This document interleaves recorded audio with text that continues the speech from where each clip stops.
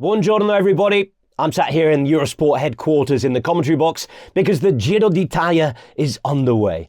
I'm waiting for Sean Kelly to finish his breakfast, so I thought, while that was happening, we'd get on with the Gruppetto, eh? This week we'll be going on site with our reporters. We'll also be talking to one of the top sports directors in the peloton, and we've got the man who's wearing the Maglia Rosa. He's not a gentleman who generally spends too much time at the back of the pack, so let's get on with it. Here's this week's Gruppetto. I think you know who I'm talking about. But it wasn't all about Tadej Pogačar at the start of the 107th Giro D'Italia. The opening stage was indeed controlled by his UAE team Emirates, with a difficult parcours seemingly open to attackers who had a fast finish. With a collection of those attackers just ahead, Pogačar arrived on the final climb perfectly placed and duly did his thing. But Jonathan Narvaez was able to grit his teeth and hang on for dear life. Mark Schachmann looked to have found his best form, making it a three-man group that would contest the finish with just a handful of seconds on the main chasers. The German wouldn't really get ahead once the sprint was launched. Neither would the Slovenian. Instead, the Ecuadorian national champion took the honours, and Ineos Grenadiers had their first pink jersey in Turin. Stage 2 was set up on paper for Pog to be in pink, but the British team who had the jersey chose to honour it and defend, riding to control a breakaway and set up a finish on Europa, a mountain that had seen Marco Pantani take a dramatic Giro finish 25 years beforehand. On that occasion, the Italians suffered a dropped chain before dancing past 49 riders on the way to victory. Understandably, many fans will have issue with a Giro celebration of a controversial era, given Pantani's subsequent removal from the same race. But from the point of view of pure theatre, there was an eerie similarity to the script when, with the climb to the finish just about to start, the pre-race favoritissimo suffered a mechanical. But no sooner than he was on the ground, Pogačar was up again. He was alert, calm, and being quickly escorted back to the bunch by his team. They then duly set about doing their own work, and this champion took on the hill, writing his own story. 4.5 kilometres remained when the most flamboyant racer of his generation went after the most beautiful race on the planet. And he was soon on the way to pulling on cycling's most aesthetic jersey.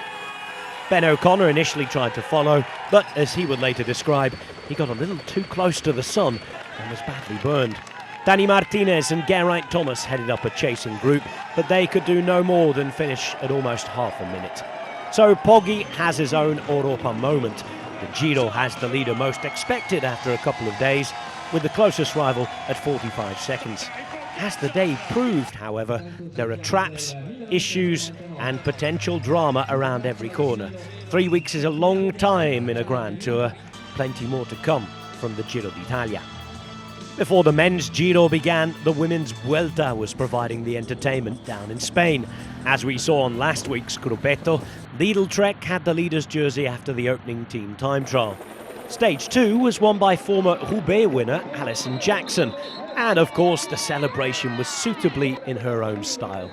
Blanca Vash of Este Works Pro Time took over the race leader's jersey. Now, despite a stage with a decent bit of altitude gain, Day 3's honours in Teruel went the way of Marianne Vos, winning a sizable bunch sprint and moving to within a single second of the GC lead. If that had been largely uphill, the following day was almost exclusively downhill to Saragossa. It's a stage-finish city that often sounds the crosswind alarm, and this visit would be no different. The bunch was split into smithereens. 17 strong riders made the final front group, with EF Education Cannondale winning a second stage of this Vuelta, this time through Kristen Faulkner. And on this fourth stage, Vos did manage to steal the red jersey from the shoulders of Vash. An uphill finish forced a GC selection the following day, and the cycling world was taught a lesson: never ever doubt Demi Vollering. After a spring of personal disappointment, near misses, speculation about contracts and her future team, the Dutchwoman signed a new sponsorship deal just a few days before this race, and on the road just did it, winning the stage and swooshing up the standings into the GC lead. The race wasn't yet ticked off though, Elisa Longoborghini was just half a minute back going into the harder mountaintop finish at Laguna Negra. The climb was won by Evita Music, with the Frenchwoman adding a Vuelta stage success to that she took on the Giro a few years before. The red jersey wasn't too far back, however, finishing a close second and putting more time into her closest rivals. On the penultimate day, Voss won another tricky finish to Sigüenza, a day where the GC favourites had to be attentive. Following kept the jersey, but Longoborghini's third place finish gave her 4 bonus seconds back. 52 seconds would have to be overturned on the last stage, however, if the Italian champion was to be the Vuelta winner. A tough stage with 2 first-category climbs in the mountains on the outskirts of Madrid would decide things. Following made sure. A superb second stage win of the week, this time by half a minute over Music, meant that the 27-year-old from SD Works Pro Time added the Vuelta to her Tour de France. Longoborghini slipped to third on the podium, with Visma Lease Bikes' Rihanna Marcus nabbing the second spot. Next week we'll get a full debrief with expert commentator Joanna Rousel, who's on her way back from Spain as I speak. An integral part of any bike race is what the sports directors have to say in the car. They're the ones calling the shots and directing operations as much as possible. Matt Winston is one of the top operators. He works for DSM Firmenich PostNL.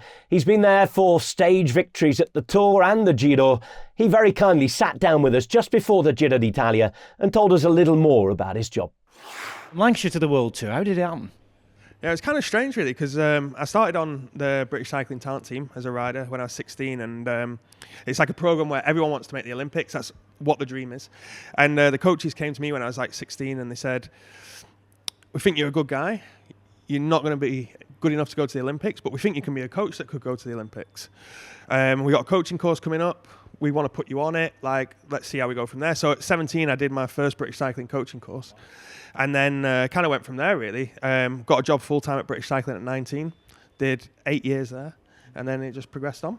Amazing. I mean, was coaching something you're already interested in? And, did that make it then easier to accept that you weren't going to be riding at the Olympics? At first, no, because everyone has that dream. You want to be the best guy. And then quickly I was like, do you know what? Actually, that could be cool, because my dream was to work in the Tour de France, work in the Olympics. And I thought, actually, I'm going to give this a go and throw all my resources at it. I started off going into schools, coaching, and I remember I was doing Manchester schools. So I started off Manchester City Centre, 19 years old. First day on the job, got my sat-nav nicked out of the van. Oh, no. So it was a straight away grounding. But from there, it was pretty good, actually. And within 2 years, I was coaching the national youth team. Adam Yates was actually the first guy I took on the programme. He wasn't on when I became coach, and I called him that afternoon. I got the job in the morning. I called him in the afternoon. I said, I want to take you on the squad. Like, Berry lad, I knew of him and his brother already. And then, I did a few years doing that, and then the junior coach role. But how did you get then from working in the national setup to working where you're now in the international scene? Yeah, that was also kind of. I was at British Cycling doing the junior job. Done that for 4 years. Coached guys like Teo Geoghegan Hart, Lucy Garner, double world champ, and I kind of came to a point where I was like, okay, now I think I need to work with senior riders when I really want to make that step. And when Lucy won the Worlds in 2012, I started already talking to what is now Team DSM Firmenich PostNL, and actually, we spoke from 2012 to 2019. So I think I had more interviews than anyone ever had in their life, but I was determined to get there. So I kept knocking on the door. Hey, don't forget about me.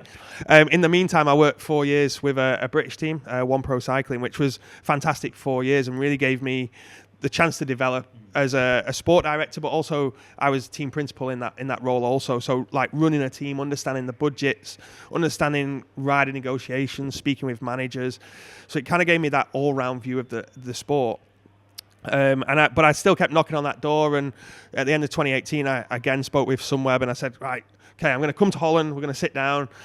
I really want to be in this team. Can we make it happen? So we had a really good talk, and now here I am, still in the team 5 years later. I think this is my 6th season now. What's your job like? Because I can imagine it changes depending on the time of year, and obviously whether you're in race, training camps, because I think you were in Tenerife recently in the snow, weren't you, on the top of Mount Taylor? I'm always in the snow in Tenerife. Checking in on Valde and everybody. Yep. What's your year like? It feels like this off-season's got shorter and shorter. That's for sure. I think kind of we start end of November and we do a week in Germany. All the DSs or coaches in our team sat together. We spend a week there and plan the season, and then straight to Calpe for the whole of December. Go home for Christmas, back to Calpe in January. Obviously, we have another group then goes to Down Under. They start their season, and then from there it's just race to race. And yeah, go to Tenerife, checking on the guys. Always kind of bouncing from that race. So did Tour the Alps last week.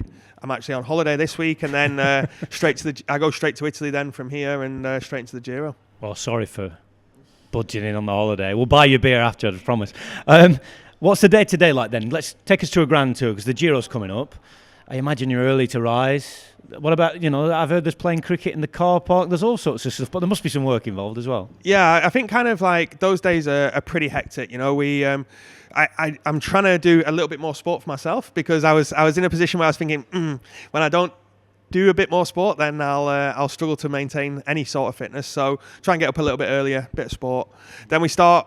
Normally I check in with the riders at breakfast, bit of breakfast with the riders. We can have quite long transfers, so we can be out the door at 8 o'clock in the morning, 7:30 on the bus already to the start. Do a meeting at the start. Normally we evaluate the last day also, so we do like a recap of what happened the day before.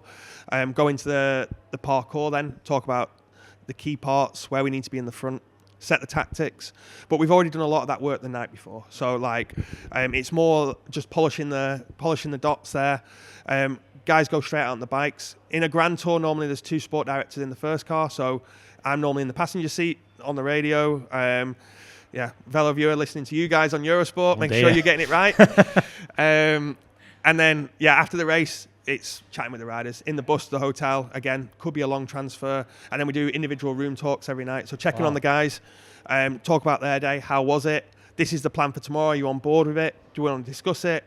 Normally a performance meeting where we sit down as a group, DSs and with the management. How did it go? What's our plan for tomorrow? Bit of dinner, staff meeting, and then maybe on the rest day a bit of cricket in the car park. I'm introducing it slowly. Cricket Shop Italy.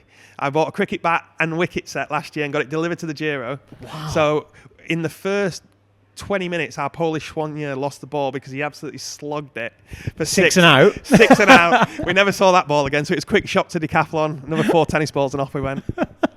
You've got to be careful now. They're the competition this year. It's nice that there's a sort of a fun side of it, because, it's a serious business. So you talk about all the meetings. When all that comes together and you win a stage, particularly in a Grand Tour, what's it like? Because we've seen you celebrating in the car. There's a lot of release of emotion and tension and relief as well, I think. Yeah, it's a crazy feeling, we don't win all the time, so when we win, it feels special. And for us, the most important thing is that we win in the right way. So we do it as a team, we stick to the plan, and when we pull off a result, it's really special. And, sometimes you feel almost like crying. It's a strange release of a moment. You're happy, but you're also like you say, you relieve. You're like, whoa, all this work that everyone's done, and it's not just us on the race, it's the guys also back at HQ and the sponsors putting the money in, and there's so many people that are coming together to make one victory. And of course the riders are working super hard, but those guys also off the bike are also working hard to get there. And it's like, whoa, thank you, we've pulled it off, we've done it, we can enjoy this moment. But then also quickly you're like, okay, tomorrow, bam, we have to go again, because you're only almost as good as your last result. And when you get a good result one day and then maybe your GT guy gets dropped the next day, then the heat's straight back on. And we do try and create those fun moments, because I remember the first Giro I did in 2019, it was my first Grand Tour, and I went to the race and I went as the guy that was just learning. I was the 3rd sport director there, and the pressure was just so high. We had Tom Dumoulin in the team then, and obviously he was going pretty good. And there was just all this stress and this almost like fear, and everyone was scared almost. And after 5 days, Tom crashed and ended up leaving the race. And then I was like, but now what? And I think we finished that Giro with 4 guys in the team, and I went home before the second rest day, which wasn't part of the plan, but the more riders go home, you need less staff. And I went home and I watched the rest of the race on TV, and I was thinking, wow, I'm going to make sure when I go to a Grand Tour again, if I go to a Grand Tour again, we have to be a bit more relaxed. For sure it's a serious business and we have to be really on it from kilometre zero to the finish. But in those moments in between, you've just got to take that breath, and the team has to not feel that pressure and that stress where everyone's almost walking on eggshells all the time. And because 3 weeks is a long time, you're away from your family, you're away from kind of any sort of normality, so to speak. And when you're constantly on 100%, for 6 hours you can do, but for 3 weeks is really difficult. And I think a lot of people don't really realise, and I'm as guilty at this as anybody, forgetting all the sacrifices that not just you, but all the riders have made preparing for that, because this is something that really has hit home to me in the last couple of years. It's not just the GC leaders doing altitude camps anymore. It's absolutely everybody. And the amount of time away from family all year, it used to be maybe just the pre-season camps, but, Balde, for example, who's going really, really well with a second place in Liège, and I'm sure he's somebody you want to do well with at this year's Giro.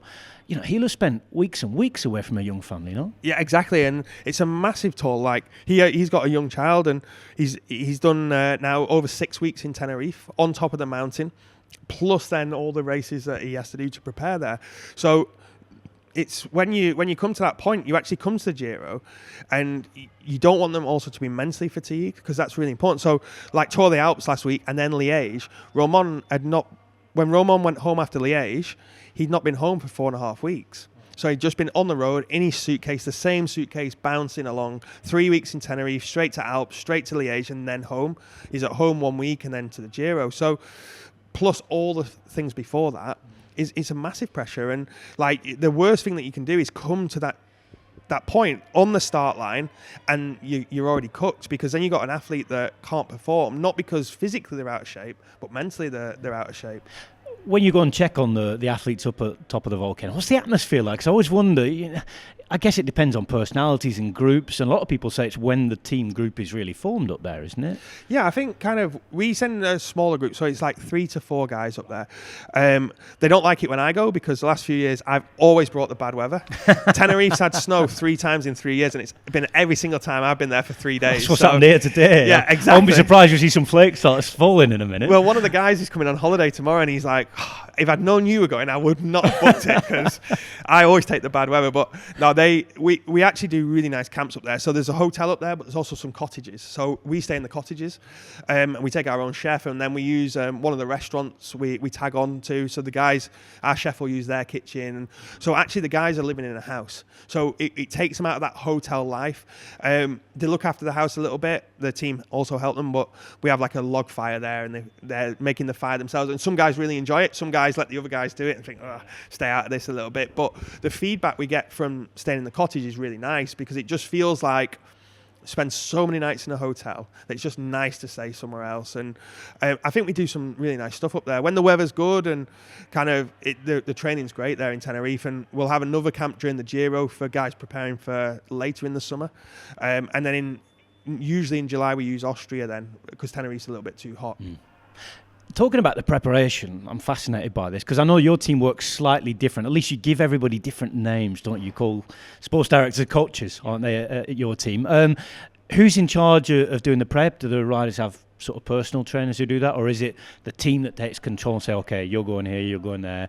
What's the process like? So yeah, we do name it kind of slightly different. So like our director sportifs, sport directors are called coaches. Reason behind that is because we coach the guys through the race. So actually it makes perfect sense, because we're also the guys that are in touch with them to talk about feedback from the race, talk about the race program, how they do it. Then we have a really good group of trainers that train the riders. So then again, that also kind of makes sense. Train, because you train them. Of course. And then we have an expert group that look after everything else. So we have our nutritionists, our R&D experts and stuff. So everything is in-house. We're an expert-driven team. So all our experts work really closely with our head of science and also Ivan as a CEO to make the pathway for those guys. And then we also then just help to facilitate that during the training camps, and then on the races we work on the tactics and that kind of stuff. All right then, all the expertise is about to come together. The Giro d'Italia is coming up. What can we expect from your team in the next 3 weeks? Well, we have kind of two guys there that we're taking as our leaders. So we have Roman for GC, who's been working super hard to come to that. We've done it a few times now. We got Roman in really good shape a couple of years ago, and he left the race with sickness, which was a real shame because I think he was really on course for a good result there. And then we have Fabio Jakobsen. So Fabio's new in the team this year, won yesterday in Turkey, which is a nice morale boost. His last lead-out guy was third today in Turkey, which is also a nice step on a hillier day. So we'll have a little bit split loyalty. So sprint stages will be all in for the sprint. And then on the climbing days, second, third week, then we hope that we can do some nice work in the mountains, maybe look for a stage with those guys or a good GC result. What would a good Giro look like at the end of the 3 weeks for your team? Oh, it's $1 million question, isn't it? Sorry. This one I always find really difficult to answer, actually, when you go into the race, because you go in and it's easy to say, 3 stage wins and a top 5. It's easy to say that, but there's so much more to it now, and there's so many guys that are on such a good level.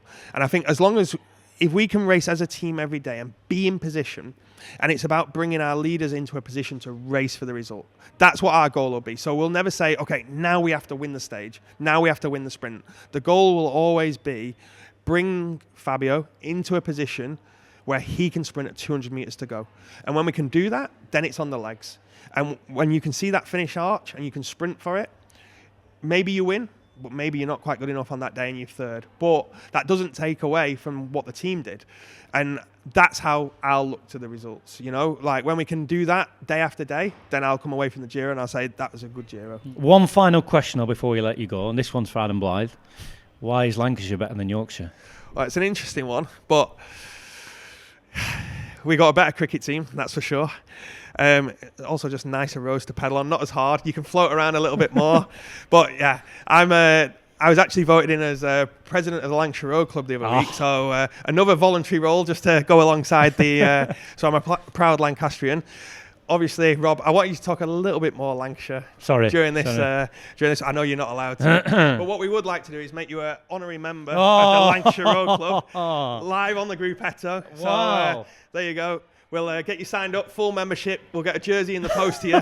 And next time you're out in Mallorca, you can be on the Lancashire Road Club. That is glorious. Thank you very much. No worries. Thanks, mate. So we've seen the action for the first couple of days. We're going to go on site now to one of Eurosport's new stars, our star on-site reporter from a stellar team, actually. They're all superstars. Let's talk to Anna Milka from Denmark. He's over in Italy. We're talking just before the start of stage 3. Anna's, what's the atmosphere been like this weekend? Oh, Rob, it's been a great start, great racing. I think we were all very surprised about the opening of the Giro with Jonathan Narvaez taking the win. That was just what everyone needed, I think, to get this started with fireworks, and then Pog doing what we expected yesterday, but with a little bit of drama with the crash and the puncture that just tells us that the Giro never disappoints. The Giro certainly doesn't ever disappoint whatsoever. Every little town we've seen so far decked out in pink. And you mentioned that other word beginning with P, Pog. I think we sent you on a secret mission, didn't we, the other day, as far as he's concerned? Yeah, that's true. Our beautiful producer, Pete Burton, rang me up when I was out running Friday, the day before the start of the Giro, and he said, we got an exclusive interview with Pogačar. Be ready for it. So yeah, we went out to talk with Tadej in the team bus of the UAE, and yeah, had a good chat with him. It was nice to talk with him in a quiet and calm environment, because when he's around at the races, he's the superstar, so everyone wants a piece with him.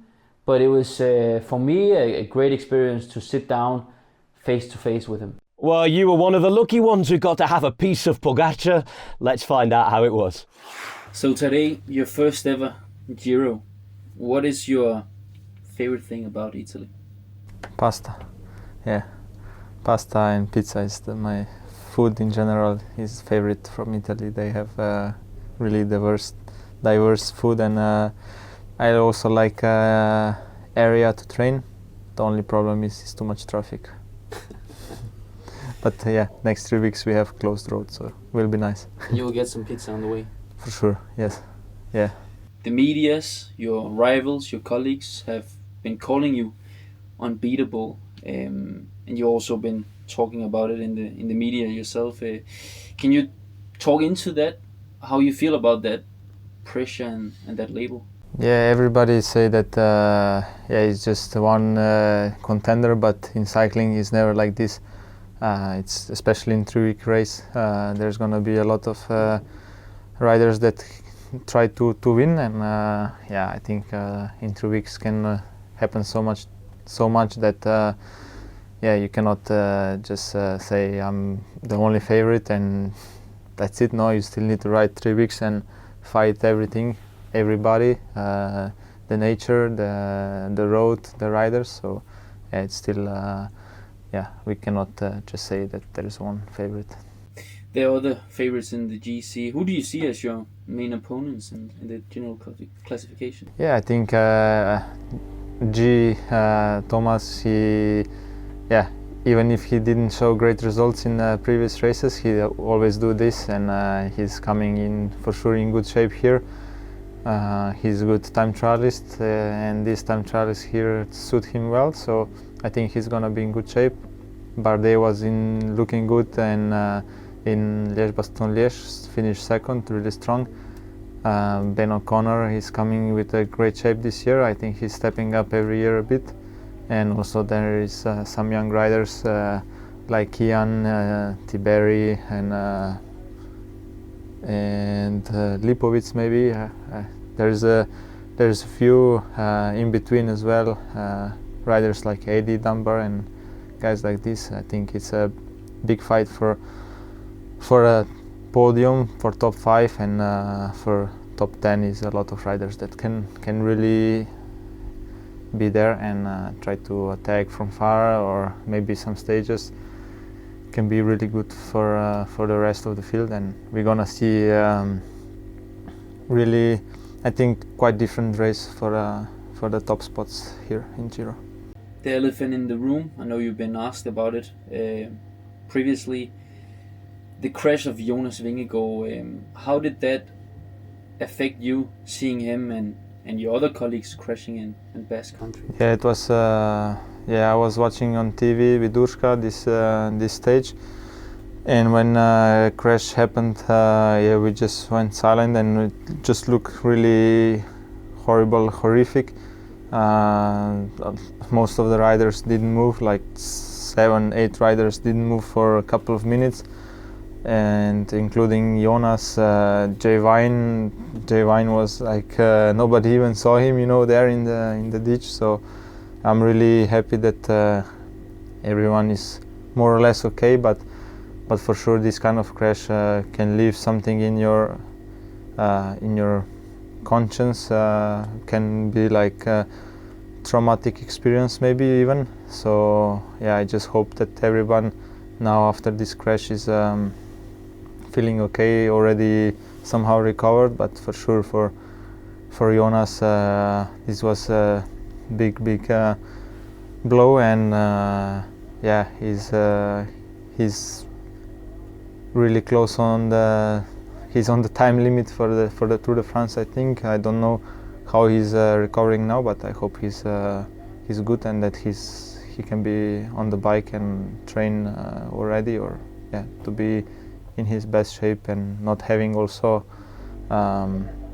traumatic whatever how you call consequences.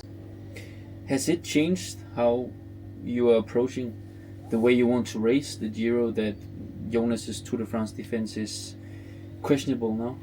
No, I'm still focusing just on me. I know that I need to do Giro really well. I need to finish it really strong and good mindset, and then I just recover and be ready for the Tour de France like any other year, thinking that it's the biggest race of them all, and that everybody, I have always in my mind that everybody will be on the same level like before, or even better, prepare for the big battle against the top contenders.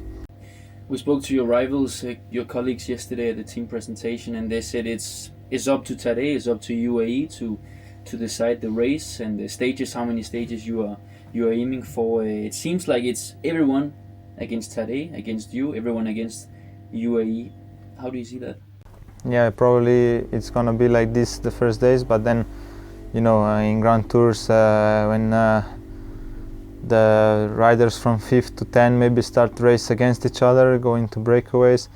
Yeah, it's not gonna be all about us. I think it's a wide open race, and yeah, for sure we will have to pull the most probably, especially the first days. And but we are a really strong team here. We are confident, super good group, and we are ready for this and for this Giro. Stage 1, is that the first Poggy day? I don't know. Yeah, I for sure feel good now the last few days, and yeah, tomorrow is a really nice stage actually. Tricky stage with 2 short climbs, steep climbs, and one longer climb. Well, how you wanna call it, but yeah, it's not easy stage, and a lot of riders can win this kind of stage. How are you looking forward to stage 20 today, where you'll be riding really close to the border of your home country in Slovenia? Yeah, Monte Grappa, I heard is a nice climb, but we do it 2 times. I hope we can see the beauty of the area, and I hope there will be a lot of Slovenian fans because it's pretty close, and it's the last hard stage of the Giro. So I'm really looking forward, but it's so long way to there. So right now I'm not thinking about it. What would be the perfect Giro d'Italia for you? Yeah, to finish in pink, obviously, and that that I finish happy and satisfied and healthy. Also, this is most important is to be healthy and happy in the finish in Rome. Is it a goal to lead from start to finish like Gianni Bugno did 34 years ago? I don't think it's quite possible, because if you burn out the team, then you can pay in the final week, because there's long stages, long climbs, and your team needs to be ready for that also, not just you. So yeah, if you use the team too much throughout 3 weeks, it's impossible to go 3 weeks every day, full gas from start to finish, to defend on some nonsense stages in the pink jersey. So yeah, we will see. First, you need to win obviously the first stage if you want to wear it 21 days. So that's already a big task. So yeah, we are not thinking about that. Definitely not. Well, how about that? Stopping your run to have a one-on-one exclusive with Tadej Pogačar. Unique experiences of the Giro. Anna's, you stopped your Strava, didn't you? Or is it on Strava as well? Yeah, I had to stop it because, you know, when Pete calls, you have to answer. And when he said that I had to do an interview with Pog, I ran back home as fast as I could, and I made small records on the way home. I think broke my 1K record, so it was worth it. So who had more records on Saturday? Maybe you or Pogačar? Because Pogačar on Saturday did look good, but he didn't win the stage. For you, how did he start that Giro on Saturday? Well, I think it was an interesting start of the Giro with Pogačar. He definitely wanted the win. Everyone could see that. The team tried their best. They did some mistakes, but they predicted it differently with the hierarchy of the power of the team, which rider should pull when. And it seems to me that Mikkel Bjerg showed that he might be the third strongest guy in the mountains at the moment. We also saw that Saturday that he's pulling before Rafa Majka.